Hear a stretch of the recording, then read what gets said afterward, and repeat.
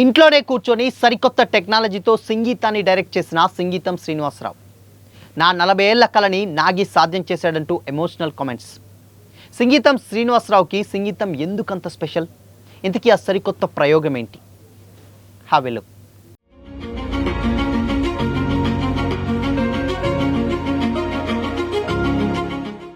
Hi hello, welcome to Disha TV. Indian cine హిస్టరీలో ప్రయోగం అనేటువంటి పదానికి నిలువెత్తు రూపంగా నిలిచారు విలక్షణ డైరెక్టర్ సంగీతం శ్రీనివాసరావు.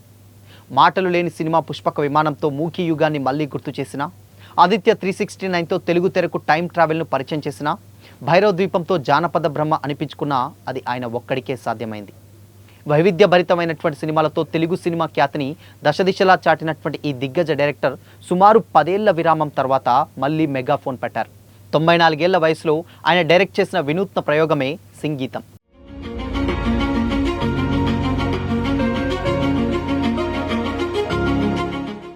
వైజయంతి మూవీస్, స్వప్న సినిమాస్ పతాకాలపై ప్రముఖ డైరెక్టర్ నాగశ్విన్ నిర్మాణంలో రూపొందిన సంగీతం ప్రస్తుతం థియేటర్లో విజయవంతంగా ప్రదర్శితమవుతుంది.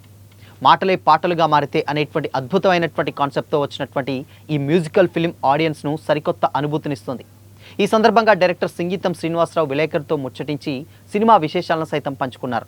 ప్రతి సంభాషణను పాడుతూ చెప్పేటువంటి ఒక పూర్తి స్థాయి మ్యూజికల్ సినిమా చేయాలనేది నా 40 ఏళ్ల కల.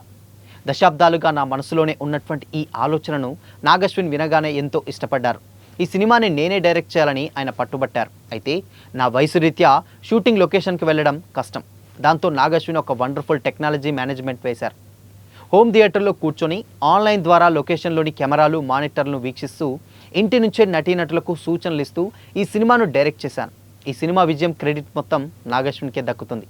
ఇండియన్ సినిమాల్లో పాటలు సర్వసాధారణం, కానీ పాత్రలు మాట్లాడేటువంటి ప్రతి మాట పాట రూపంలోనే సాగే సరికొత్త జానర్ ఇది. ఈ సినిమా కోసం నటీనటుల ఎంపికలో ప్రత్యేక శ్రద్ధ తీసుకున్నాం. ఇందులో నటించిన వారంతా ప్లేబ్యాక్ సింగర్ సాయం లేకుండా తమ పాటలను స్వయంగా పాడుకోవడం విశేషం. ఇది ఇప్పటి జెంజీ ఆడియన్స్ దృష్టిలో పెట్టుకొని తీసినటువంటి సినిమా కాబట్టి కాలం గడిచే కొద్దీ భవిష్యత్తులో ఈ సినిమాకి మరింత విలువ, గుర్తింపు వస్తుందని నమ్ముతున్నాను అని కూడా అన్నారు. అయితే లొకేషన్లలో లేకుండా సినిమా తీయడం సాధ్యమవుతుందా? అది ఎలా సాధ్యం అంటారా? సంగీతం టీం ఈ విజయాన్ని సాధ్యం చేసి చూపించింది. ఈ సినిమాకి డైరెక్టర్ సంగీతం శ్రీనివాసరావు అన్న సంగతి అందరికీ తెలిసిందే.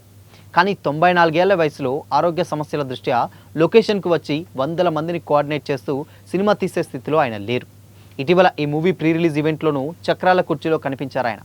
ఆ స్థితిలో ఆయన ఈ సినిమా ఎలా తీయగలిగారు అనే డౌట్ అందరికీ కలిగింది. అలా అని సినిమా అంతా నాగశ్విన్ టీం తీసేసి సంగీతం పేరు వేయడం కూడా జరగలేదు. వీళ్ళు పడేటువంటి కష్టం వీరు పడ్డప్పటికీ సంగీతం డైరెక్టర్గా తన వంతు బాధ్యతను నిర్వర్తించారు.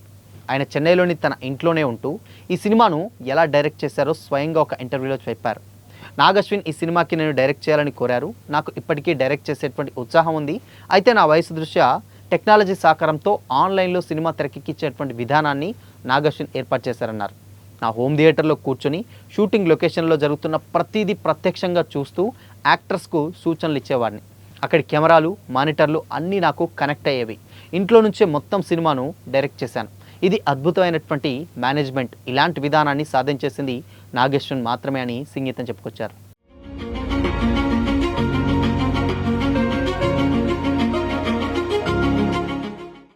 అంటే సంగీతం స్క్రిప్ట్ దగ్గర పెట్టుకొని ఆన్లైన్ ద్వారా సూచనలు ఇస్తుంటే నాగశ్విన్, సంకల్ప్ గోరా ఈ దిగ్గజ డైరెక్టర్ని కలల ప్రాజెక్టుకు దృశ్యరూపం ఇచ్చారని అయితే అర్థమవుతుంది.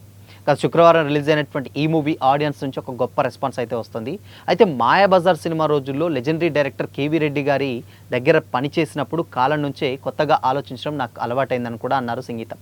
నా మొదటి సినిమా నీతి నిజాయితీ విమర్శకుల ప్రశంసలు పొందినా బాక్సాఫీస్ వద్ద అది ఆడలేదు.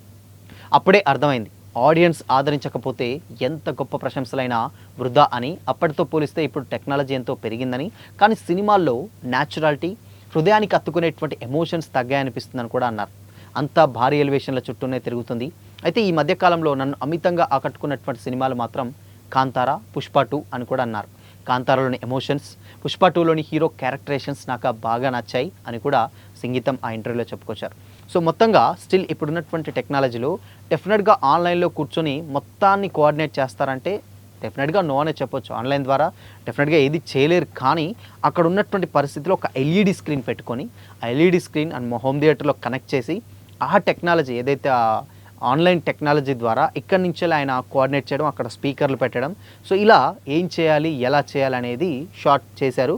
బట్ మొత్తంగా సంగీతమే చేశారని కాదు, కానీ బట్ ఆయన చేయాల్సినటువంటి సెటప్ మొత్తం కూడా ఉన్నటువంటి డైరెక్షన్ డిపార్ట్మెంట్ అంతా సెటప్ చేసి పెడితే అండ్ అక్కడి నుంచి వెళ్ళి ఎలా చేయాలి, సీన్ ఎలా చేయాలి, ఏంటి అనేది ఇక్కడి నుంచి ఆయన కోఆర్డినేట్ చేశారు. సో ఆల్మోస్ట్ అంటే డైరెక్టర్ బాధ్యతని ఆయన నిర్వర్తించారు. మిగతాయి మొత్తం కూడా బ్యాక్గ్రౌండ్లో ఉన్నటువంటి నాగి అండ్ సంకల్ప్ గౌరవ్ వీళ్ళందరూ కూడా చూసుకున్నట్లయితే తెలిసింది. బట్ ఓవరాల్గా మాత్రం తన 40 ఏళ్ల కళ ఎట్టకేలకు కంప్లీట్ అయిపోయింది. సో అంటే జీవితానికి తనకి ఇక ఏది కూడా ఒక బ్యాలెన్స్, నా జీవితంలో ఇది బ్యాలెన్స్ ఉంది, ఇది చేయాలి అది చేయాలని లేదు. తన ఉన్నటువంటి హోల్ లైఫ్లో మొత్తంలో కూడా తన జీవితం మొత్తం కూడా సార్థకమైందని కూడా ఆ ఇంటర్వ్యూలో చెప్పుకొచ్చాడు.